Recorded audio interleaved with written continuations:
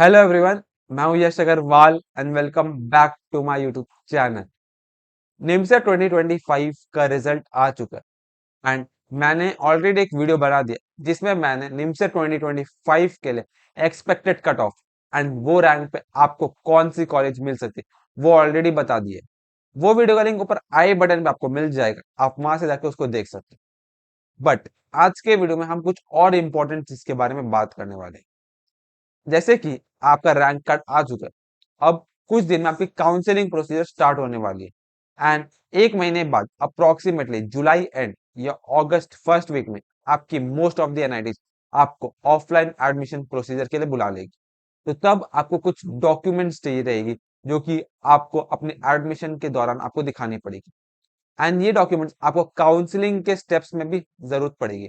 तो इसलिए मेरा सजेशन है कि आप एक लैपटॉप में या अपने एक पेन ड्राइव पे एक डॉक्यूमेंट्स का फोल्डर बना लो जिसमें आप सारे डॉक्यूमेंट्स जो मैं वीडियो में बताने वाला हूँ उसको आप स्टोर करके रखो, ताकि जब जरूरत पड़े आप वो फोल्डर से वो डॉक्यूमेंट्स को एक्सेस करके अपने एडमिशन प्रोसीजर को स्मूथली खत्म कर सकते हो। एंड आइए आज का वीडियो शुरू करते हैं। बट वीडियो शुरू करने से पहले मैं एक चीज बता दूं कि आप वीडियो में डायरेक्टली डॉक्यूमेंट में जंप मत कीजिएगा, क्योंकि वो डॉक्यूमेंट का लिंक आपको डिस्क्रिप्शन बॉक्स में तो मिल जाएगा। बट अगर आप डायरेक्ट डिस्क्रिप्शन बॉक्स से डॉक्यूमेंट पे चले जाओगे तो आप काफी कुछ इंपॉर्टेंट चीज आप मिस करने वाले हो जो मैं वीडियो में आपको बताने वाला हूं। तो वीडियो को पूरा सुनिएगा क्योंकि डॉक्यूमेंट्स आपके वेरी इंपॉर्टेंट है एंड अगर आपने कुछ भी गलती कर दी तो आपका एडमिशन कैंसिल भी हो सकता है। इसलिए मेरा सजेशन है आप वीडियो को पूरा देखें, क्योंकि आपको काफी कुछ इंपॉर्टेंट इंफॉर्मेशन आज की वीडियो में मिलने वाला है। तो आइए आज का वीडियो शुरू करते हैं एंड वीडियो शुरू करने से पहले जैसे कि आप जानते हो वीडियो को लाइक कर दीजिएगा, चैनल को सब्सक्राइब कर दीजिएगा एंड लेट्स बिगिन। तो यहाँ पे मैंने डॉक्यूमेंट खोल लिया एंड जैसे कि मैंने कहा आप प्लीज डायरेक्ट डॉक्यूमेंट में जंप मत कीजिएगा, वीडियो को पूरा देखें क्योंकि कुछ ऐसे इंफॉर्मेशन मैं आपके साथ वीडियो में बताने वाला हूँ क्योंकि आपको हेल्प करेगी for your admission procedure. And सबसे पहले डॉक्यूमेंट को देख लेते हैं। तो डॉक्यूमेंट में आप ऊपर देखोगे तो आपको दिख जाएगा निम सेट डॉक्यूमेंट्स। तब हम बात करें बेसिक डॉक्यूमेंट्स जो आपको चाहिए एंड जो आपके पास ऑलरेडी होगी, से आपको चाहिए आधार कार्ड ऑफ स्टूडेंट, आपकी आधार कार्ड, पेरेंट्स की आधार कार्ड, फिर आपको चाहिए PAN card, voter ID card, driving licence of student, मतलब कोई ऐसी document apart from Aadhaar card आपको आपकी एंड आपके पेरेंट्स की चाहिए। ये चार चीज आपको चाहिए एंड ये चार चीज जो होगी ये आपकी होनी चाहिए ओरिजिनल प्लस फोटोकॉपी। ये दो होनी चाहिए एंड फोटोकॉपी जो होगी वो आपकी सेल्फ अटेस्टेड होनी चाहिए।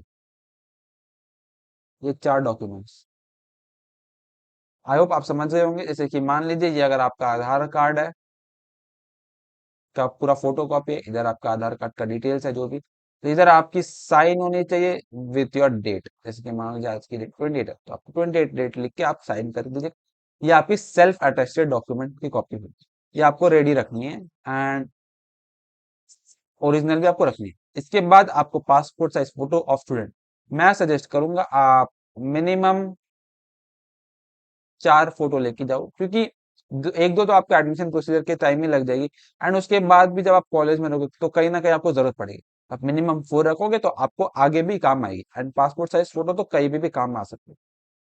फिर आपको मेडिकल सर्टिफिकेट चाहिए एक एंड ब्लड ग्रुप सर्टिफिकेट। ये तो उतनी रिक्वायरमेंट नहीं है बट मैं सजेस्ट करता हूँ कि आप रख लो, क्योंकि अगर आप बाकी स्पोर्ट्स खेलने जाते हो या कुछ भी होती है तो आपको जरूरत पड़ेगी। मेडिकल सर्टिफिकेट बनवा लो एंड ब्लड ग्रुप आपकी होनी चाहिए। तो कुछ बेसिक डॉक्यूमेंट्स हैं जो आपको एटलीस्ट होनी पड़ेगी आपको एंड आप ये रेडी करके रख सकते हो। उसके बाद बात करते हैं एजुकेशनल डॉक्यूमेंट्स। आपकी होनी चाहिए क्लास 10th की मार्कशीट, 10th की सर्टिफिकेट, 12th की सर्टिफिकेट एंड 12th की अगेन सर्टिफिकेट नहीं होगी, ये होगी 12th की बेसिकली मार्कशीट। तो आपकी 10th एंड 12th की मार्कशीट एंड सर्टिफिकेट दोनों, ये भी अगेन ओरिजिनल प्लस फोटोकॉपी दोनों आपको कैरी करनी पड़ेगी। फोटोकॉपी वो रख लेंगे एंड ओरिजिनल आपको वापिस दे देंगे वेरीफाई करके। ये आपको लेके जानी है एंड 10th की मार्कशीट इसलिए जरूरत पड़ती है क्योंकि ये आपकी एज अ बर्थ सर्टिफिकेट काम आती है। ठीक है, बर्थ सर्टिफिकेट आपको लेके नहीं जानी बट 10th की marksheet as a birth certificate भी लोग देखते हैं, तो उसको आपको ध्यान रखना है। उसके बाद under graduation documents, under graduation मतलब आपकी बैचलर्स के आपको क्या क्या डॉक्यूमेंट्स आपको चाहिए, आपकी original marksheets all the semesters, all semesters की ओरिजिनल मार्कशीट्स। फिर आपको हैंड रिटन मार्कशीट्स, ये हैंड रिटन मार्कशीट्स क्या होती है इसके बारे में हम डिस्कस करेंगे। उससे पहले हम आगे डॉक्यूमेंट्स को देख लेते हैं। आपको माइग्रेशन सर्टिफिकेट चाहिए जो यूजुअली आपकी यूनिवर्सिटी आपको देती है, character certificate and transfer certificate जो कि आपको आपको कॉलेज देती है। एंड कितनी बार आपकी कैरेक्टर एंड ट्रांसफर सर्टिफिकेट एक सिंगल डॉक्यूमेंट भी होती है तो वो भी चलेगी। उसके बाद आपकी डिग्री होनी चाहिए एंड एनेक्स्चर 5। अभी एनेक्स्चर 5 क्या है, ये मोस्ट इंपॉर्टेंट डॉक्यूमेंट है। This is for appearing candidates, मैं लिख देता हूँ अपियरिंग कैंडिडेट्स। मतलब अगर आप इस साल अपने थर्ड ईयर में हो तो आपको ये डॉक्यूमेंट आपको सबमिट करनी पड़ेगी। एंड वेरी इंपॉर्टेंट डॉक्यूमेंट है, मैं आपको बता देता हूँ। ठीक है, एनेक्स्चर 5। डिग्री अगर आपकी नहीं है, मान लीजिए आप अपियरिंग कैंडिडेट हो, आपकी डिग्री नहीं है तो आपको टाइम देते हैं कॉलेज, कोई दिक्कत की बात नहीं। आपकी 6 सेमेस्टर की मार्कशीट नहीं है तो कोई दिक्कत की बात नहीं, आपको कॉलेज टाइम देगी, आप सबमिट कर सकते हो थोड़े दिन बाद, उसमें दिक्कत की बात नहीं है। बट बाकी documents like transfer certificate, character certificate, ये सब आपको कॉलेज से पहले लेने पड़ेगी। एनेक्स्चर 5 भी आपको लेनी पड़ेगी, बाकी 5 सेमेस्टर की मार्कशीट्स भी आपको रेडी रखनी पड़ेगी। अब हम बात करते हैं हैंड रिटन मार्कशीट्स की। हैंड रिटन मार्कशीट्स बेसिकली आपकी इस टाइप की एक डॉक्यूमेंट होती है क्योंकि आपको खुद बनानी पड़ती है हाथ से, जिसमें ऊपर आपकी यूनिवर्सिटी की नाम, आपकी नेम, आपकी पेरेंट्स की नेम, आपकी कोर्स कौन सी थी एंड आपकी रजिस्ट्रेशन नंबर। मतलब ये जो आपकी ओरिजिनल आपकी सेमेस्टर मार्कशीट है ना, जो डिटेल्स आपकी ओरिजिनल मार्कशीट में है वही आपको ऊपर अपनी मेंशन करनी है। उसके बाद फर्स्ट सेमेस्टर सेकंड सेमेस्टर जो भी है उधर अब आपको आपके हर सेमेस्टर की मार्क्स एंड सब कुछ आपको हैंड रिटन लिखना है। अगर ऐसे आपकी कोर्स मान लीजिए फर्स्ट है, उसमें मान लीजिए आपकी ऑपरेटिंग सिस्टम है तो आप इधर ऑपरेटिंग सिस्टम लिखोगे। फुल मार्क्स मान लीजिए आपकी 100 है, मान लीजिए अज्यूम, तो आप 100 ऐसे लिख दे 100। अभी ये आपकी कोई फर्स्ट सेमेस्टर है मान लीजिए, तो आप इधर 40 लिखें। इधर आपको 20 मिला, प्रैक्टिकल में मान लीजिए आपको 20 मिला तो आपको 80 हुआ। मान लीजिए आपको ग्रेड ए मिला, ग्रेड पॉइंट्स कितनी मिली, मान लीजिए आपको 9 मिली, ग्रेड 9। तो आप ऐसे ऐसे करके अपने जो भी आपके ओरिजिनल मार्कशीट में है सेम आपको हैंड रेटेड सेम। ऑफकोर्स आपको फोटो ये सब नहीं बनानी, बट जो भी टेक्स्ट लिखा हुआ है ना सब आपको ओरिजिनल आपको अच्छे से लिखनी है। ये आपको hand written for all the semesters करनी है। अब अपने यूनिवर्सिटी के हिसाब से आप ये कॉलम्स को चेंज कर सकते हो। आप आपकी कॉलम में प्रैक्टिकल है तो आप प्रैक्टिकल लिखो, नहीं है तो हटा दो। ग्रेड है तो आप लिखो, कुछ और कॉलम है तो आप ऐड कर दो, बट आपको ऐसे ऑल सेमेस्टर्स की हैंड रिटन आपको अपने रेडी रखनी पड़ेगी। फिर नीचे आपकी total marks, percentage and SGPA CGPA जो भी है फॉर दैट करंट सेमेस्टर भी आपकी होनी चाहिए। तो ये आपकी होगी हैंड रिटन मार्कशीट, मैं लिख देता हूँ उधर, ये हो गया hand written. And make sure करना जैसे कि यहाँ पे मैंने क्या किया था, मैंने ये जो डिटेल्स है मैंने टेबल ये आपकी एक टेम्पलेट बना के आपको प्रिंट करा ली थी, बट जो भी आप इधर लिखोगे, इधर जो भी आप फिल करोगे उसको आपको पेन से फिल करना। पर ये नहीं कि आप इधर भी आपने ऑनलाइन लिख के डॉक्यूमेंट में आप प्रिंट कर दिए, वो नहीं चलेगा। आपको इधर पेन से हैंड रिटन ही होना पड़ेगा, तभी आपका ये कंसिडर किया जाएगा। तो ये आपकी जरूरत है एंड ये आपकी होनी चाहिए। मैं आपको बता दूंगा कितनी कॉपीज आपको लेके जानी। अब मैंने हैंड रिटन मार्कशीट की आपको बता दी। अब एनेक्स्चर 5, एनेक्स्चर 5 के लिए बेसिकली मैं खोलूंगा निमसेट का ऑफिशियल ब्रोशर। यहाँ पे आप देखोगे पेज नंबर 21 पे आपको दिख जाएगी सर्टिफिकेट्स प्रोफॉर्मास, और बहुत सारी प्रोफॉर्मास है जिसको हम डिस्कस करेंगे, बट सबसे पहले हम डिस्कस करेंगे प्रोफॉर्मा नंबर 5। तो हम इधर जाएंगे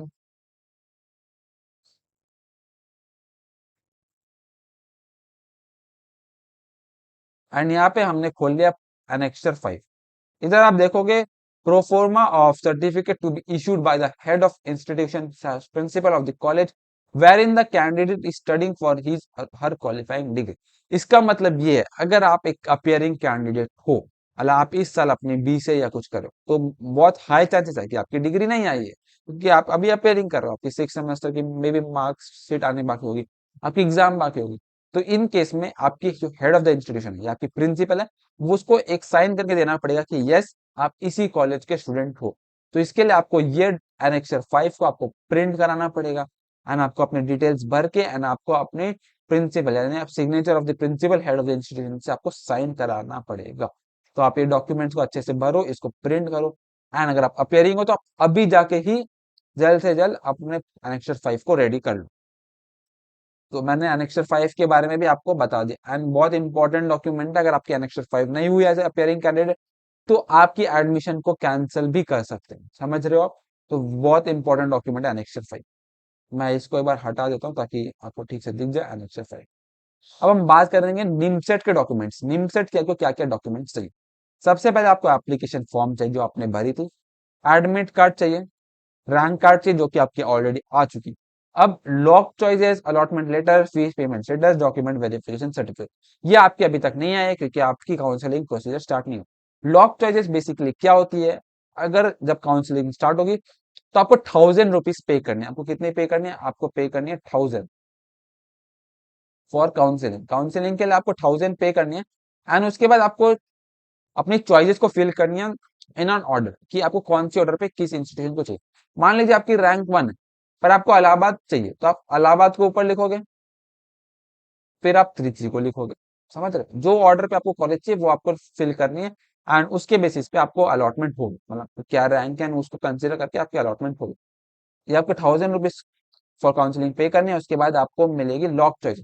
लॉक चॉइसेस के लिए बेसिकली मैंने एक भरी एंड मेरे पास डॉक्यूमेंट है, अगर मैं खोलूं तो ये है लॉक चॉइसेस फॉर राउंड 1। अगर आप देखोगे, मैं जूम कर देता हूँ, आप यहाँ पे देख सकते हो कि मैंने किस बेसिस पे लॉक चॉइसेस दी थी।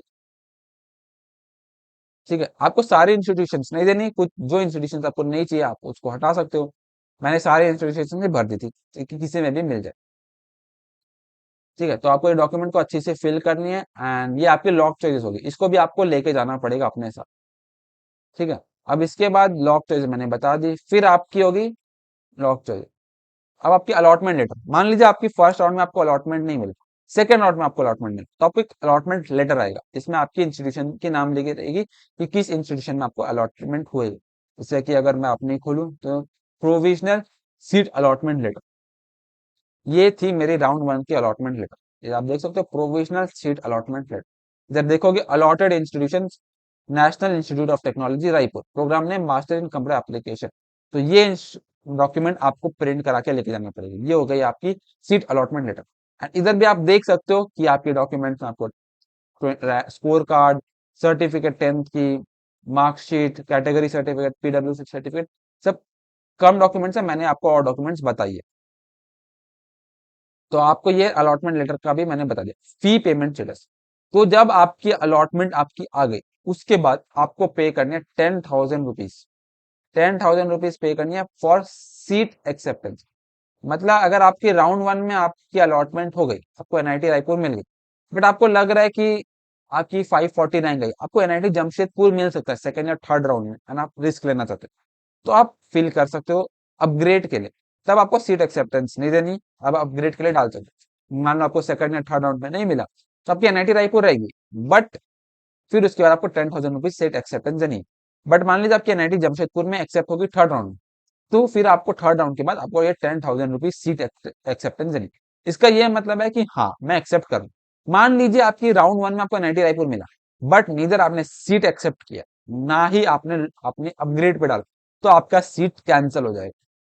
उनको ये लगेगा कि आपको एक्सेप्ट ही नहीं करना सीट, तो वो किसी और को कंसिडर करेंगे। तो मेक श्योर आपकी राउंड 1 लेटर आए, उसके बाद आप उसी दिन या अगले दिन तक आप अपनी डिसीजन बना ले कि आपको सीट एक्सेप्ट करना है या आपको लॉक चॉइस करना है। इसके बाद में मैं काउंसलिंग के ऊपर एक वीडियो बनाऊंगा अभी सून, तब आपको अच्छे से बताऊंगा। अभी हम डॉक्यूमेंट्स की बात करें। उसके बाद जब आप सीट एक्सेप्ट कर लोगे उसके थोड़े दिन बाद आपको एक फी पेमेंट करनी है 30,000 रुपीज, जो कि होगी आपकी पार्शियल एडमिशन फीस। कितनी पे करनी है, 30,000 रुपीज। ये कैटेगरी वाइज डिपेंड करता है जिसके बारे में मैं बता दूंगा। बट अगर ओपन की बात करें तो आपको ये 30,000 रुपीज पे करनी है पार्शियल एडमिशन फीस। तो टोटल आपकी अप्रोक्सीमेटली 41,000 रुपीज जैसे कि आपको पे करनी पड़ेगी आपकी with in a month during counselling procedure. तो ये आ गई आपकी fee payment receipt. Fee payment receipt इसमें मैं देख ले सकते हो आप, इसमें आप देख सकते हो 30,000 rupees partial admission fees, 1,000 registration fee payment मतलब आपकी काउंसलिंग में बैठने के लिए, 10,000 रुपीज आपकी सीट एक्सेप्टेंस फी पेमेंट। ये आपको आपकी रेडी रखनी है, समझ रहे हो। एंड ये आपकी फी पेमेंट रिसिप्ट होगी। एंड लास्ट में आपके डॉक्यूमेंट वेरिफिकेशन सर्टिफिकेट एक होती है जो कि इधर आपको दिख जाएगी। Online document verification certificate NIMCET counselling, मतलब जो आपको अलॉटेड इंस्टीट्यूट हुई है आपकी, जब आप सीट एक्सेप्ट कर दोगे, जैसे कि मैंने कहा सीट एक्सेप्टेंस फी पेमेंट के टाइम में मैंने आपको बताया कि यहाँ पे आपको कुछ डॉक्यूमेंट सबमिट करनी है आपकी सीट एक्सेप्ट करने के बाद ही, तुरंत बाद। तो तब आपको, जब आप डॉक्यूमेंट सबमिट कर दोगे, तो उसके बाद आपको ये एक सर्टिफिकेट आ जाएगी, ऑनलाइन डॉक्यूमेंट वेरिफिकेशन सर्टिफिकेट। इसमें आप देख सकते हो कि अभी तक आपने 10 and 11,000 टोटल पे किया है। इसमें आपके डॉक्यूमेंट सारी डिटेल्स है, तो ये आपको रेडी रखनी है। तो ये डॉक्यूमेंट जो दो है आपको रेडी रखना है, मतलब ये निमसेट की डॉक्यूमेंट्स है। ये अभी तक आपके नहीं आया, ये आ जाएगी, बट ये आपको रेडी रखनी है। उसके बाद बात करें category certificate, if applicable PWD certificate, if applicable gap certificate, if applicable. तो तीन सर्टिफिकेट, अगर आप कोई कैटेगरी में हो, आप एस सी एस टी हो तो आपको कैटेगरी सर्टिफिकेट, अगर आप पीडब्ल्यूडी कैंडिडेट हो तो आपको पीडब्ल्यूडी सर्टिफिकेट, अगर आपकी गैप है तो आपको गैप सर्टिफिकेट आपको रेडी रखनी। एंड ये कहाँ से मिलेगी? प्रोफोर्मा में अगर आप जाओगे तो इधर आप देख सकते हो, आपको काफी सारे डॉक्यूमेंट्स मिल जाएंगे। इधर से आपको अपने हिसाब से प्रोफोर्मा का डाउनलोड करके आपको रेडी रखना। एक चीज और, जैसे कि अगर आप ये ओबीसी के प्रोफोर्मा में जाओगे, आप नीचे जाना, तो at the time of applying online the candidate must upload a certificate issued on or after 1 April 2024 by the competent authority. मतलब अगर आप ऑनलाइन सबमिट करो एज ओबीसी कैंडिडेट, तो आपकी जो सर्टिफिकेट होनी चाहिए वो आफ्टर 1 अप्रैल 2024 होनी चाहिए। बट जब आप कॉलेज में जाओगे, जब आप ओरिजिनल डॉक्यूमेंट सबमिट करोगे, तो आपकी होनी चाहिए आफ्टर 1 अप्रैल 2025। मतलब आफ्टर 1 अप्रैल 2025 आपकी डॉक्यूमेंट होनी चाहिए, ओरिजिनल होनी चाहिए आपकी डॉक्यूमेंट। मतलब अगर आप ओरिजिनल जा रहे हो, आप ऑफलाइन जा रहे हो एडमिशन, एंड आपकी 2023 की सर्टिफिकेट है, उसको कंसिडर नहीं की जाएगी। आपकी सर्टिफिकेट को तब कंसिडर की जाएगी जब आपकी सर्टिफिकेट की डेट आफ्टर 1 अप्रैल 2025 होगी। ये मैंने आपको बता दिया, अच्छे से ध्यान रखिएगा डॉक्यूमेंट्स को, ठीक है। ये प्रोफोर्मा आप अपने हिसाब से भर सकते हो। यहाँ पे एस सी एस टी की सर्टिफिकेट की भी है, यहाँ पे पीडब्ल्यूडी की भी है, जिसमें आपको डॉक्टर से आपको लेनी पड़ेगी।